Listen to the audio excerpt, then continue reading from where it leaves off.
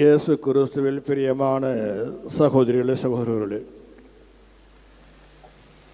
இன்றைய நற்செய்தியின் முடிவில் இயேசு கூறுகின்றார்,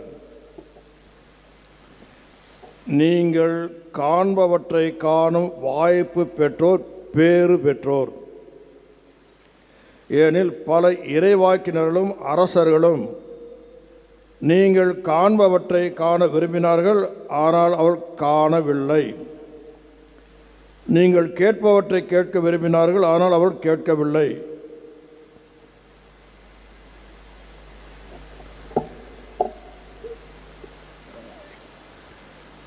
இந்த இறைவாக்கினர் அரசர்களும் எதை காண விரும்பினார்கள்? எதை காண விரும்பினார்கள்? இன்றைய முதல் வாசகத்தை நினைவில் கொண்டு வாருங்கள்.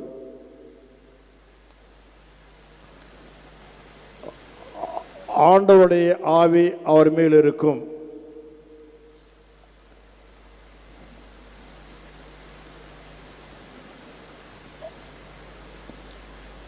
கண்டதை கொண்டு மட்டும் நீதி வழங்கார், காதல் கேட்டதை கொண்டு மட்டும் தீர்ப்பு வழங்கார். நேர்மையோடு ஏழைகளுக்கு நீதி வழங்குவார். தொடர்ந்து ஒரு முரண்பாடான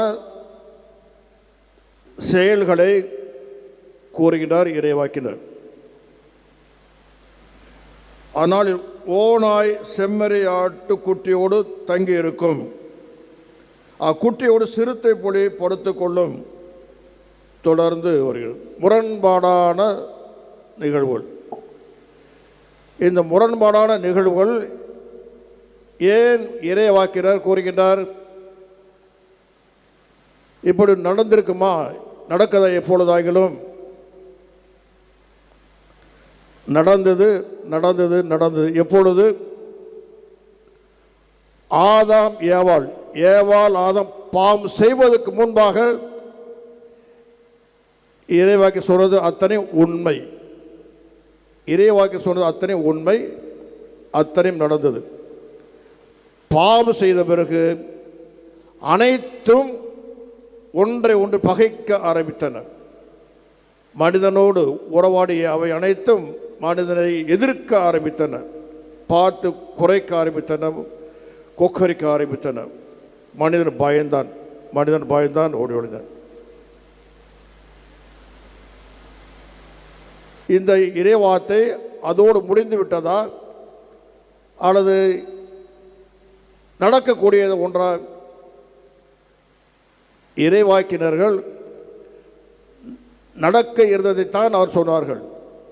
நடக்கவிருந்ததைத்தான் அவர் சொன்னார். அவர்கள் இறைவாக்கினர்கள், கடவுளுடைய வார்த்தை, கடவுள் என்ன திட்டம் செய்திருக்கிறாரோ அதை சொல்லக்கூடியவர்கள்.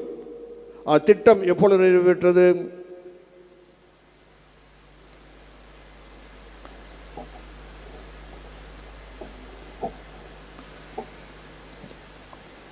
அதை ஏசாயா கூறுகின்றார், ஈசா என்னும் அடிமரத்தில் தளிர் ஒன்று துளிர்விடும், அதன் வேர்களில் இருந்து கிளை ஒன்று வளர்ந்து கனி தரும்.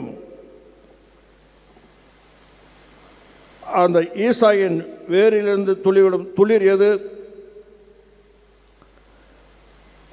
அந்த துளிர் தான் இந்த நம் தாய், ஆரோக்கிய தாய் ஈன்றெடுத்த பாலன் இயேசு, இறை வார்த்தையானவர், ஆரோக்கியமாக ஈன்றெடுத்த இறை மகன், தாவீதின் வேரிலிருந்து எழும்பிய துளிர்த்த துளிர்.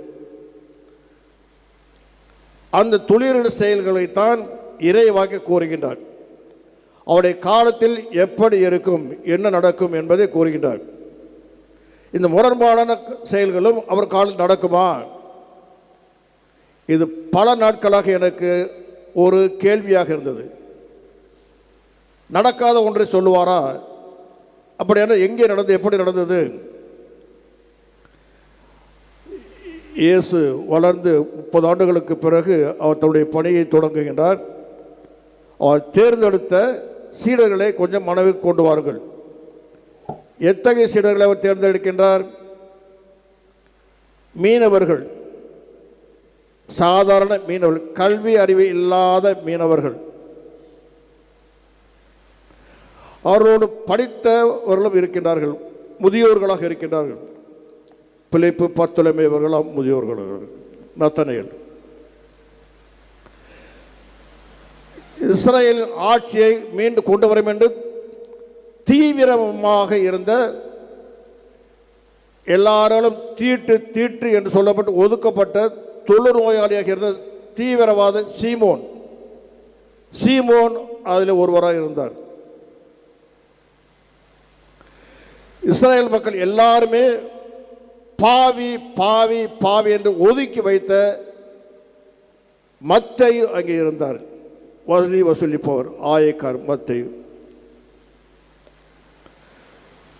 தாங்கள் தான் கடவுளுக்கு நேர்மையாளர்கள் என்று எண்ணிய பரிசேயர்கள், தேவாலய உறுப்பினர்கள். யார் அது? இயேசுவை காட்டி கொடுத்த யூதாஸ். இப்படி முரண்பாடான குணநலன்களை கொண்ட, சிந்தனைகளை கொண்ட, லட்சியங்களை கொண்ட அவர் ஒன்று சேர்ந்து இயேசுவோடு இணைந்து இருக்கின்றார்கள். பல்வேறு முரண்பாடுகளுக்கு மத்தியில், பல்வேறு விதமான சிந்தனைகளுக்கு மத்தியில், பல்வேறு விதமான சூழலுக்கு மத்தியில், இலட்சியங்களுக்கு மத்தியில் அவர்கள் எல்லோரும் இயேசு என்ற தாவீதின் வழித்தோன்றலாகிய ஈசாயின் வேறு துளிராகிய இயேசு கிறிஸ்துவுக்குள் ஒன்றாகின்றார்கள். இயேசு கிறிஸ்துவை ஏற்றுக்கொண்ட எல்லோரும் அவருடைய அன்பை சுவைத்தார்கள், இரக்கத்தை சுவைத்தார்கள், தங்களை புரிந்து கொள்கின்ற மனதை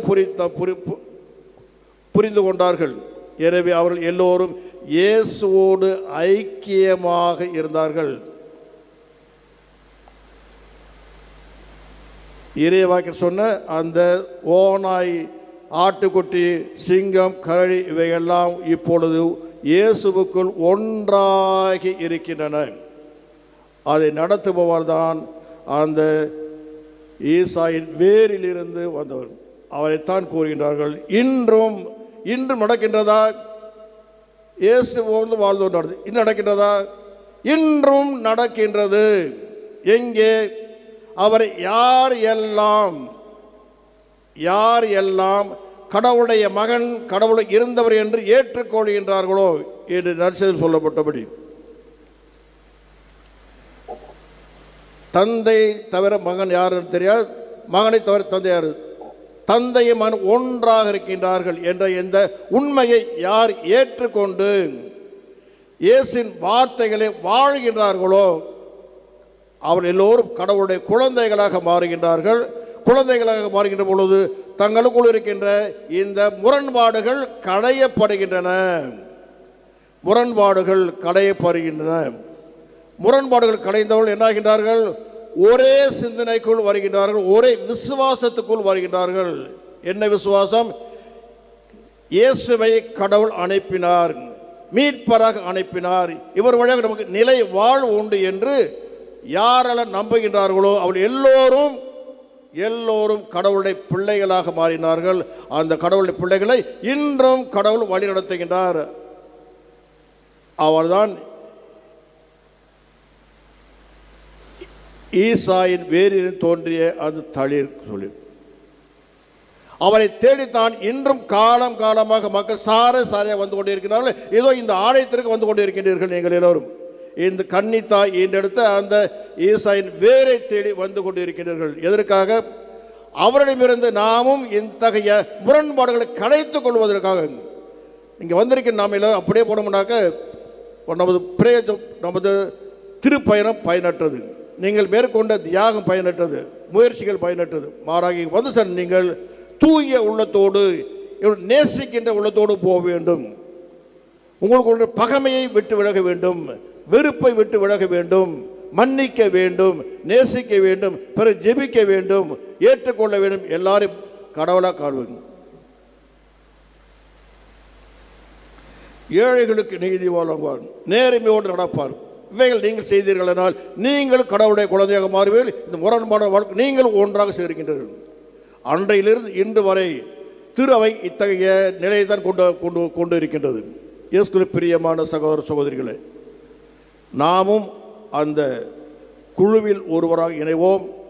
இயேசுவோடு இணைந்து தந்தையை எல்லாருக்கும் அறிவிப்போம். நாம் காணுகின்றதை நமக்கு பிறகு வருபவர்களும் காண்பார்கள்.